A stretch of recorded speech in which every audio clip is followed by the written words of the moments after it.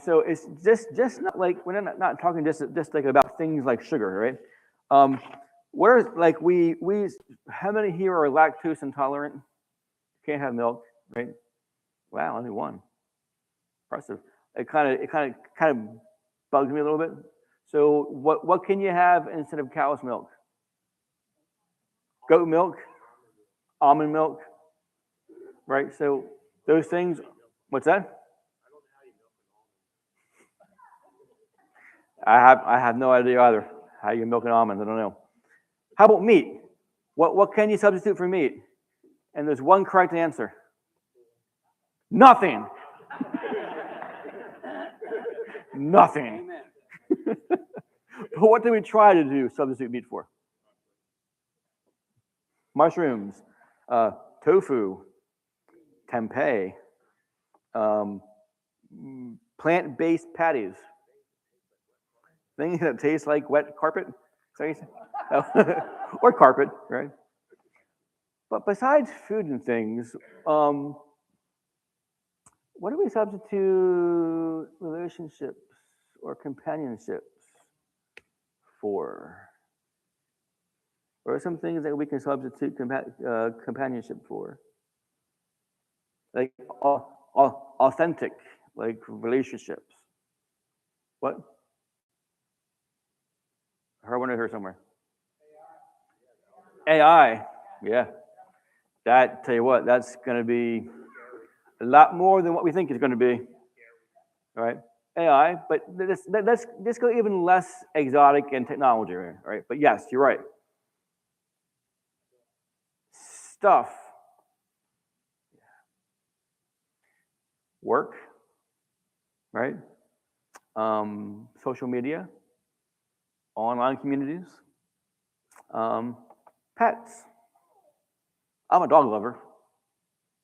I can tolerate cats. Cats are right, right? But my dogs are my clan, right? But or any of those things like can really substitute authentic, caring relationships with people.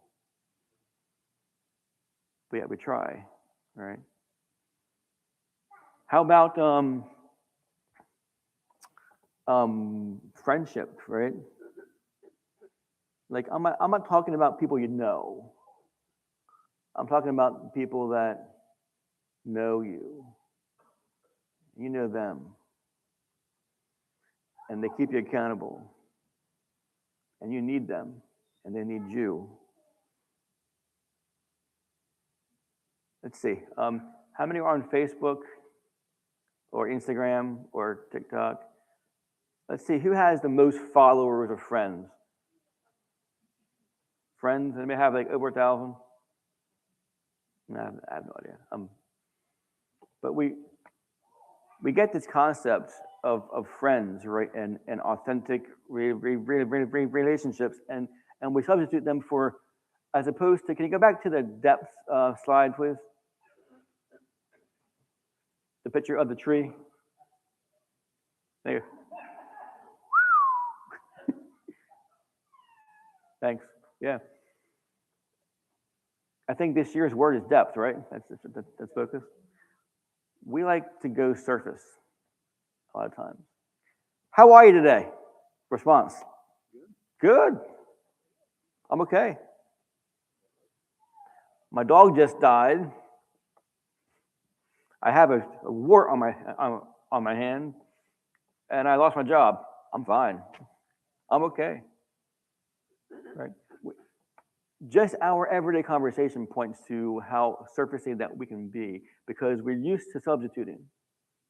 Part of it is probably our Dutch German heritage in this area. I'm also that. We'll just head down, nose forward, and just do it. And there's nothing wrong with that, but there is something wrong with that, right? You have a good work ethic, but it also lends to covering things up and not addressing things that need to be addressed, right? We also exchange maybe or like substitute knowledge, like real knowledge, for headlines or memes, rumors. I know that churches never spread rumors. Or we substitute first-hand understanding with summaries and clips and blurbs from second-hand sources, right? I want to share with you the 5 things I have noticed over 2 years of churches I visited. I've seen, now, half of my job that I do is I go into churches that and help them resolve conflicts that they can't resolve themselves, right? So we bring in our team and we go and we try to help. Other half, hopefully it'll be more half because it's been kind of way over here for a while, is we go and help prevent those from happening. And that's what we're trying to do here, in training, and education. But these are 5 things, and there's more, 5 things I have noticed that churches can tend to substitute to their own harm. So I think we'll have it up front, and it's also in your church bulletin.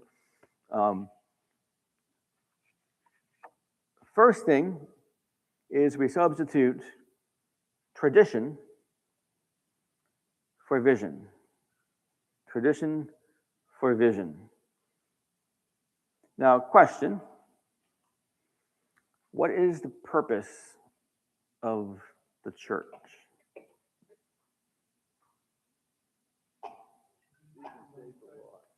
To seek and save the lost. That's a good answer. Good answer. What else? To be the hands and feet of Jesus on the earth. Good answer. Yeah. 2 good answers. What else?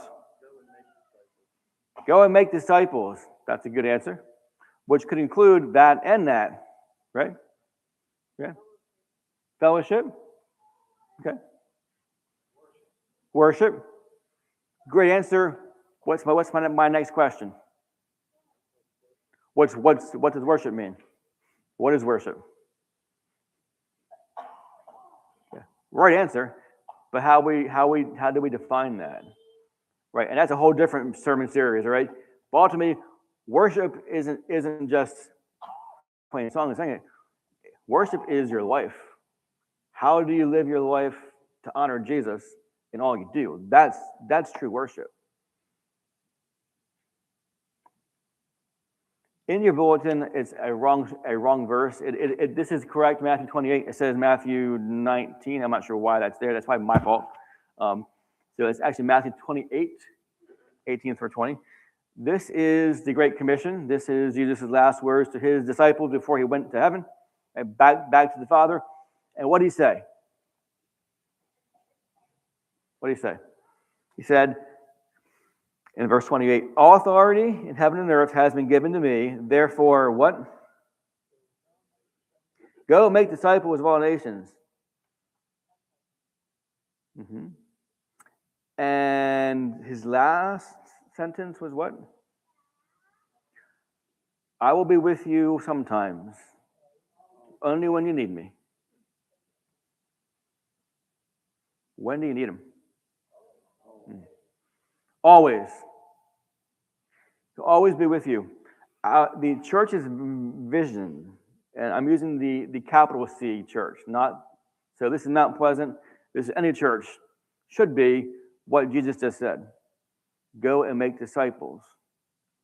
So what I see in one error of churches is that as opposed to making disciples, they can tend to focus on nostalgia or tradition. This is what we've done. This is my preference. So we're going to focus on this. Now, can they match sometimes? Sure. If they are originally meant to do that. Is the church actually making disciples? Notice he didn't say, build a church, have a service.